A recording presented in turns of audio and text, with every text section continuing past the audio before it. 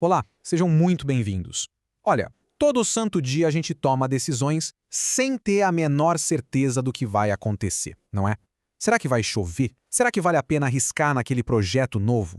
A incerteza está por toda parte. Mas e se eu te disser que existe uma linguagem, uma forma de falar sobre ela com precisão? É nessa ideia que a gente vai mergulhar agora. Vamos começar com um dilema clássico que todo mundo já viveu. A pessoa olha pela janela, o céu tá meio cinza e vem aquela pergunta na cabeça. Parece uma decisão pequena, né? Mas ela resume perfeitamente o problema de ter que agir sem saber o que vem pela frente. E aí, a gente entra nos possíveis futuros. Se levar o guarda-chuva e abrir um solão, beleza, carregou um peso extra pra nada. Agora, se não levar e cair aquele toró, aí o estrago tá feito. Vai chegar no trabalho, na faculdade, pingando. É sempre uma troca, um cálculo de risco, e a matemática tem a ferramenta perfeita para ajudar nisso. E essa ferramenta se chama probabilidade. É ela que transforma a nossa intuição, aquele eu acho que vai chover, num número concreto. Um número entre 0 e 1, que dá uma medida real para a gente poder comparar e analisar as chances de um jeito bem mais racional. Ok. Mas para a gente poder calcular probabilidades, primeiro a gente precisa de uma linguagem. Uma forma bem rigorosa de descrever todas as coisas que podem acontecer. E é por aí que a nossa análise começa. E essa linguagem é a teoria dos conjuntos. Pensa nela como se fosse a gramática do acaso. Sabe?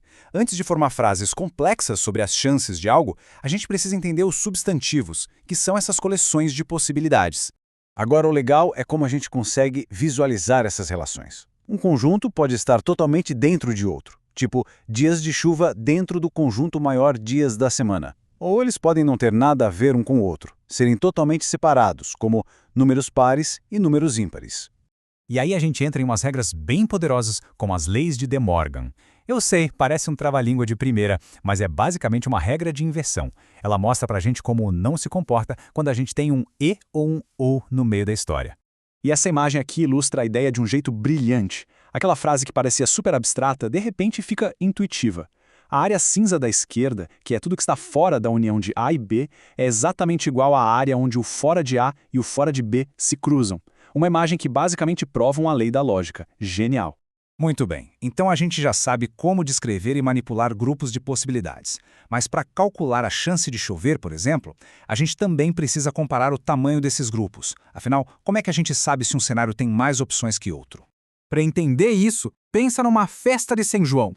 Se cada pessoa que tá lá consegue achar um par para dançar a quadrilha e não sobra ninguém sozinho, a gente sabe que o número de homens e mulheres é igual, certo? E isso sem precisar contar a ninguém. Essa ideia de parear as coisas é a base para a gente comparar o tamanho dos conjuntos. E claro que a matemática tem um nome mais formal para essa ideia de tamanho. É a cardinalidade. É, de forma bem simples, o número de elementos que existem dentro de um conjunto.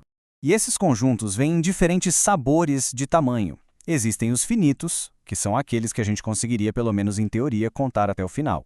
Mas também existem os infinitos. E aí, bom, aí a história fica bem mais interessante, com alguns sendo contáveis e outros não. Mas isso já é papo para outra conversa. Agora, a parte que eu acho realmente fascinante é como a gente pode pegar conjuntos bem simples e combinar eles para construir universos de possibilidades muito, mas muito mais complexos. A ferramenta para fazer isso é o produto cartesiano. Pensa num cardápio. O conjunto A são as opções de entrada e o conjunto B são os pratos principais. O produto cartesiano A vezes B é o cardápio completo com todas as combinações possíveis de uma entrada e um prato. E a gente consegue visualizar isso geometricamente. Começa com uma linha, que é um conjunto de pontos. O produto cartesiano dessa linha com ela mesma vira um quadrado. Se a gente fizer de novo, vira um cubo. A gente está literalmente construindo dimensões. E tá aí o resultado. Cada pontinho minúsculo dentro desse cubo corresponde a uma combinação única de 3 números, um de cada um dos nossos conjuntos originais. É um mapa completo de todas as possibilidades. Tá, legal. Mas por que isso tudo é tão importante para a probabilidade? Simples, porque essa ferramenta super abstrata é exatamente o que a gente usa para mapear os resultados de experimentos aqui no mundo real. Resumindo, os produtos cartesianos são a nossa principal ferramenta para modelar aquelas situações em que a gente repete uma ação, tipo jogar um dado várias vezes, e a ordem em que as coisas acontecem importa. Por exemplo, jogar uma moeda 4 vezes.